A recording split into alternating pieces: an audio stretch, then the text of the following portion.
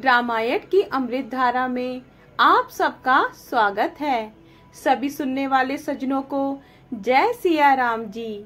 रामायण के पिछले भाग में आपने वहां तक सुना था जब राजा क्षण में सोच से छाती भर लेते हैं। अब इसके आगे से अयोध्या कांड भाग 22। सियापति रामचंद्र जी की जय, पवन सुत हनुमान जी की जय, उमापति महादेव जी की जय, जय जय सीताराम जी। दोहा।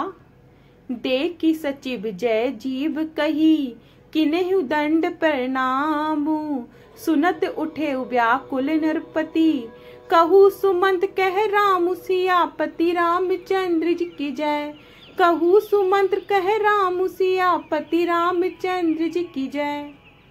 मंत्री ने देखकर जय जीव कहकर दंडवत प्रणाम किया। सुनते ही राजा व्याकुल होकर उठे और बोले, सुमंत्र कहो राम कहाँ हैं? राजा ने सुमंत्र को हृदय से लगा लिया, मानो डूबते हुए आदमी को कुछ सहारा मिल गया हो।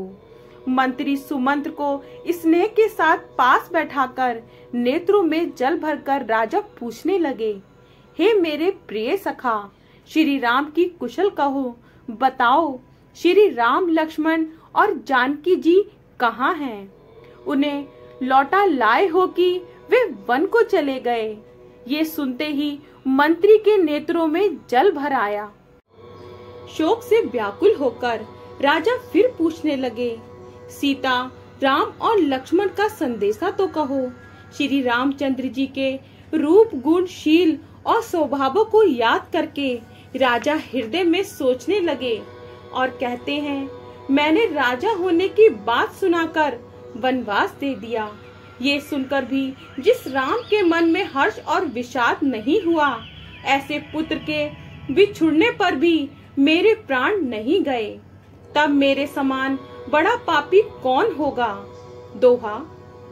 सखा राम सिय लखनु जहाँ, तहाँ मोहि पहुँचाऊ, नाही त चाहत चलन अब, प्राण कहू सती भाऊ सियापति रामचंद्र जी की जय, प्राण कहू सती भाऊ सियापति रामचंद्र जी की जय। हे सखा, श्री राम जानकी और लक्ष्मण जहाँ हैं, मुझे भी वहाँ पहुँचा दो, नहीं तो मैं सत्य भाव से कहता हूँ कि मेरे प्राण अब चलना ही चाहते हैं। राजा बार बार मंत्री से पूछते हैं, मेरे प्रियतम पुत्रों का संदेशा सुनाओ। हे सखा, तुम तुरंत वही उपाय करो जिससे श्री राम लक्ष्मण और सीता को मुझे आंखों दिखा दो। मंत्री धीरज धरकर कोमल वाणी से बोले, महाराज आप पंडित और ज्ञानी हैं। हे देव, आप शूरवीर तथा उत्तम धैर्यवान पुरुषों में श्रेष्ठ हैं। आपने सदा साधुओं की सेवा की है। जन्म मरण, सुख दुख के भोग, हानि लाभ, प्यारों का मिलना बिछुड़ना, ये सब है स्वामी काल और कर्म के अधीन। रात और दिन की तरह बरबस होते रहते हैं। मूर्ख लोग सुख में हर्षित होते और दुख में रोते हैं, पर धीर पुरुष अपने मन में दोनों को समान समझते हैं। हे सबके हितकारी, आप विवेक विचार कर धीरज धरिए और शोक का परित्याग कीजिए। दोहा।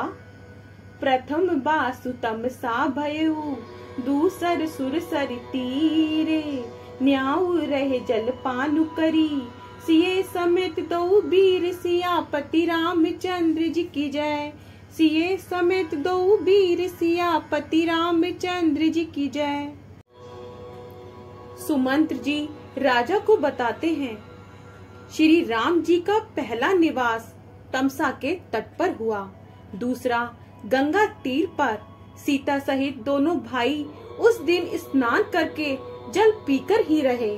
केवट निषाद राज ने बहुत सेवा की।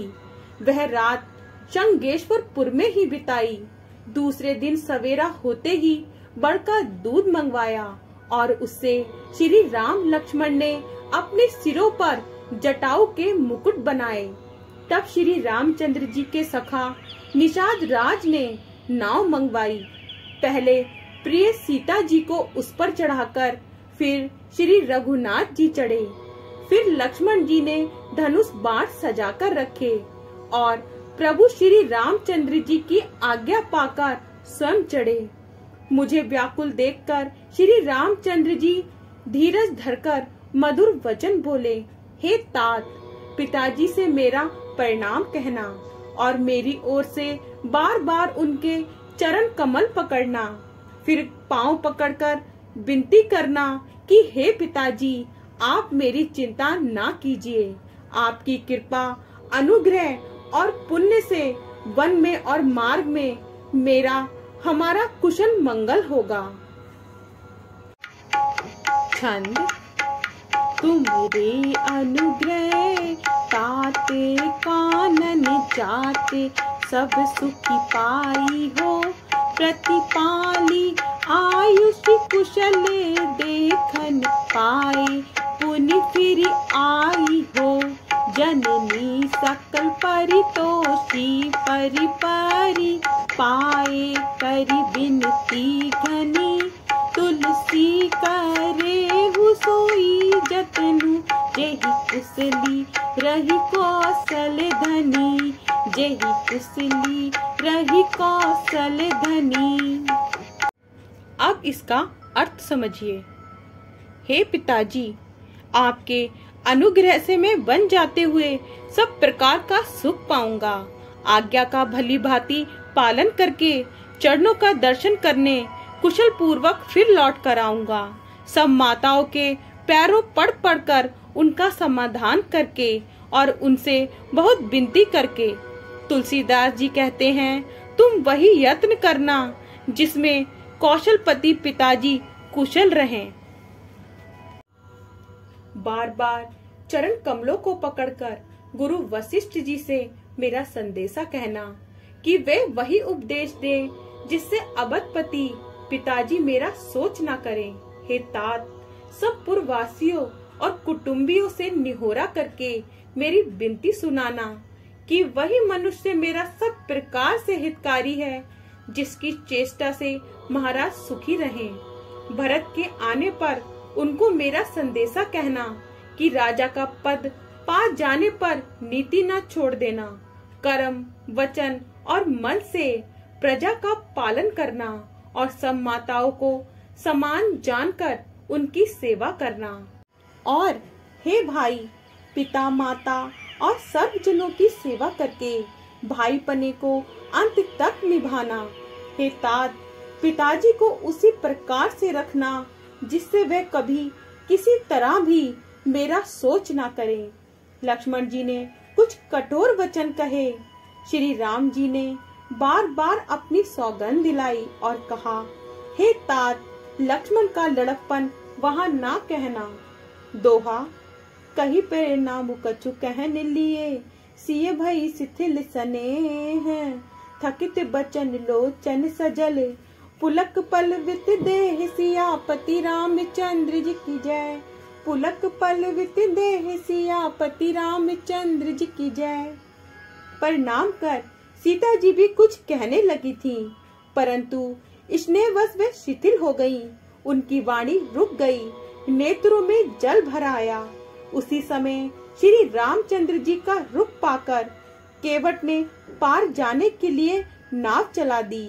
इस प्रकार रघुवंश तिलक श्री रामचंद्र जी चल दिए और मैं छाती पर वज्र रखकर खड़ा खड़ा देखता रहा।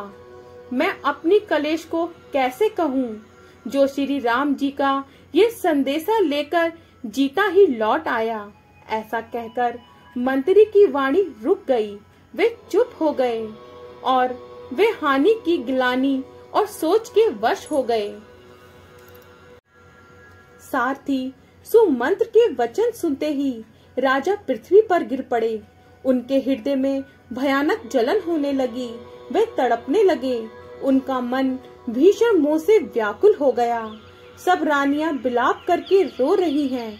उस महान विपत्ति का कैसे वर्णन किया जाए।